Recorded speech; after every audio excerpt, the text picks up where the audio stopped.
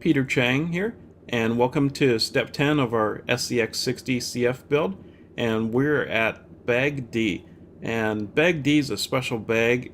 This is the part where we're going to assemble the transmission and connect it to the chassis. And check it out, we also have the transmission plate, and pretty much if you use thread lock, where you could actually put in some thread lock in there, and the hinge brace is right here.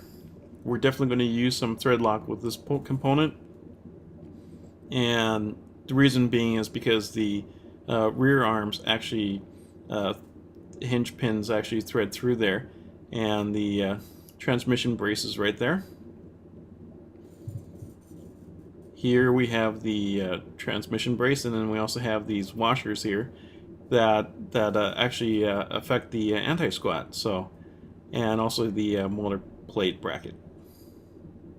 So check it out. We actually have a lot of important little parts here. Actually, this piece is actually the motor plate brace. That is what this is called, and then I'm just going to get ahead and get this this bulkhead here, this rear bottom bulkhead here, in the right orientation. So before you do anything in this step, I highly recommend going through the instructions, making sure that all your components are here and everything is nicely marked off. This is a critical step, so make sure that before you attack bag D that you have enough sleep as well too.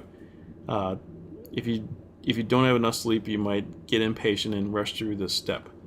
And also make sure that you have a clean work area. So check it out. It's we have this motor brace here. This I mean, sorry, not motor brace, but the bulkhead here, and this is actually where our ball studs would end up sitting and going, and then the transmission actually rests on top of this bulkhead. So let's go ahead and get started here. And here we see the hinge brace here, and once again, orientation for this component is important. So make sure that the little divots in there are actually sticking out towards the back. I'm going to use my 4040 tap and drill here, 4-40 tap and drill, just kind of threading it through once just to make sure that it's okay. Sometimes when you're trying to thread in the screw through the carbon fiber to the aluminum, the parts don't really thread right through okay, and it's a little problematic. Also, if you plan on using thread lock, you should just do a little tap and drill just to get that set. Here on this brace, the instruction manual says not to use the tap and drill. I had a trouble trying to get everything to walk down correctly, so this component, the step here where I'm moving it with the 4-40 tap and drill, I would highly suggest not to do this part this way. I would actually follow the instruction manual and walk down the brace. I was just way too impatient because I really wanted to get this piece onto the chassis. But you could do as I do, but I would highly suggest don't do it the way I was doing it for that part. And so you probably wonder, well, why do I put this in the videos? Because I want to show you like all of my accomplishments and all of the mistakes that I've been making. And just want to show you that it's way too easy to fall in that pitfall of making that mistake. But just so you know, because I threaded it that way, it was a little easier to install. But once again, on the bottom of the chassis, we just have all the flat heads on the bottom of the chassis. You never put in a cap head screw in the bottom of the chassis. So as you're building this out, if you're wondering if you're making a mistake, it's you can just look at the screws, and if you have the cap head down here, then you know that you're doing something incorrect. So pretty much just take your time moving this thing down. Once again, just follow the instructions. I would highly suggest reading through the manual at least one time all the way through before you do the step. If you're not going to read through the manual at least one time through, at least read the section of the install or the bag that you're working in one time through, so that you kind of have a heads up as to what's going to go on next in there. So I am just threading these through just to try to get them in there. And you notice that once I get these 4 screws in here, I'm not really attaching anything to the far bottom. So there's still 2. After I get these guys in, there's still going to be 2 screws on the back of the chassis I'm not using yet. That's actually used at a later step. So I just put the screws in there just so that it's a little easier lining up this to the mounting plate there. And I just decided to move through that a little quicker because it took me way too long to actually took a whole memory card to put that part in. Now I have my 1 cap head screw, and I'm going to go ahead and put that in. And I apologize for being out of frame. It was just the kind of a tricky angle to maneuver that. And I was also too excited with the build, I couldn't put that part in just right. But just to show you that cap head actually goes on top here, and I'm going to go ahead and screw this down. So once this thing goes down, I should be pretty much set up and can start thinking about moving the transmission over in a little bit. So just take your time with this. Make sure that this piece does go in, because this is going to be kind of crucial. This is actually where your transmission will be connecting, and also the ball studs actually go on this piece too for the rear wheels. Alright, so that part is looking good, and just making sure that everything is fitting correctly. Once again, check fitment, stay strong with the fitment there, making sure that everything is going okay. Next step, I'm just going to walk this down here, and it's really actually a tight fit, but I'm going to just eventually I managed to get the transmission to the chassis. And here you see on the bottom, I'm actually putting in the washer towards the bottom there, and these washers actually adjust the spacing of the transmission. So when you put in some of the washers on the bottom of the transmission, you could actually move the transmission up higher or lower. These washers I'm putting on here right now are going to be so that when I screw down the transmission, the lock nuts are actually sitting on top of washers. And it was just a longer ordeal trying to get these components these washers to sit in. So if you're wondering what size of washers they are, they're just number 4 sized washers.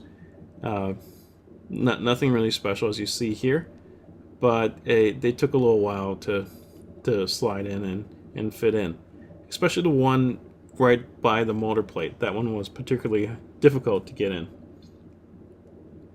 But take your time. It is possible to get those things in. That's why I say get enough sleep to do that, right? Alright, let's go ahead and take a look at the bottom here. For that motor plate brace, I'm just going to screw this in. Now that I got the transmission in nice and tight, I'm going to go ahead and tighten up some of these flathead screws on the bottom, making sure that everything is tight and lining up. So apologize for this being out of frame. It's just too exciting to get this screwed in here. But take your time. It's everything is looking really awesome. Everything is looking really, really great there. And have fun with this part. It's definitely a frustrating step in a big step too. When things aren't going correctly, it's too easy to have the washers not quite fit in, or not be quite aligned and have the washers fall out. But just be patient with the step. It's going to take longer than you think to get bag D all the way completed. Remember, this part of the build is not a race. Take your time, and you're going to do fine. So once this part is done, I'm just going ahead and I have my motor brace there, so I'm going to go ahead and that's in a good spot. So I'm going to put the screw there and try to get the lock nut to line up. So there we go. And apologize for being out of frame for this part of the build, but I got the lock nut in there. It's a little harder when you're using the stock RTR parts. So in this case, I have the stock RTR lock nut, and I highly recommend getting actual nut drivers, which I will in the later on in this series of videos. So once this part is in, everything should be going great, and we could actually put in some ball studs in. So I'm going to go ahead and just grab the ball stud out from here, and I'm going to go ahead and just thread that into the that rear bulkhead component. And we're pretty close to done with finishing up with bag D. Actually, if you're putting in the ball stud in this step, it actually goes on towards the rear suspension part of the build, which is bag E. So technically, when you start putting on the ball studs on here, we're actually moving on towards the rear suspension of the build.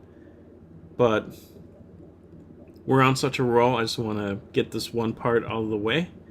And as you see, you need to be patient with this part too, because it's just a little difficult when you're working so closely to the motor brace. Everything is a little bit more cramped, and I don't necessarily have as much room as I would like. But just persevere. Take as many breaks as you need to make this work. It's well worth it. So, and I have you notice I also have some nylon washers right over the ball stud. You could also use a ball stud washers too as well. So once I get this washer in and these ball studs, this ball stud screwed in, I'm going to go ahead and apply a dust cap over this. So once again, just taking my time to get this to line in, and it is a little frustrating, but take your time. Everything should be working out. Once again, bag D is a complicated step because it's and it's also a major step because you're joining two major pieces together. But just take your time with it, and it should work out. I'm also applying a lock nut to the bottom of this ball stud here too. It's been in my experience that if the ball stud threads through a component, you should always apply a lock nut to it. Just because if you don't do this over time, the chassis would start to vibrate too much, and the ball stud would actually wiggle free, or even worse, the ball stud would strip the hole where it should be going, and the next time you get like a brand new ball stud you put in there, it's actually going to fall out the same way without the lock nut. So if you could, always just make sure to get a lock nut to fit in there correctly. At this point, I really should be getting myself a pair of nut drivers. I'm actually using a a kind of like a pliers or a wire cutter there. So I'm using the jaws of the wire cutter to kind of screw in the lock nut. I really should be using a nut driver. So just so you know, you could actually do it this way. And the nut I'm using is actually part number 4449, or 3 4s and a 9. It's actually one of my favorite lock nut parts, and it's my favorite because it's also so versatile. You could actually use it just about anywhere on your SCX-60 CF, and it's also really versatile on a regular stock SC10 as well. So I'm just going to give this another twist, making sure that everything is fitting nicely and tightly. This way I won't have any surprises when I start racing. There we have it. The transmission is now connected with the chassis, and you're pretty much all set to go on the next part of the build. So really the only step is to put on the dust caps on here over the ball stud, and we're all set for the next part of the build. Thanks for watching, and remember, everything matters.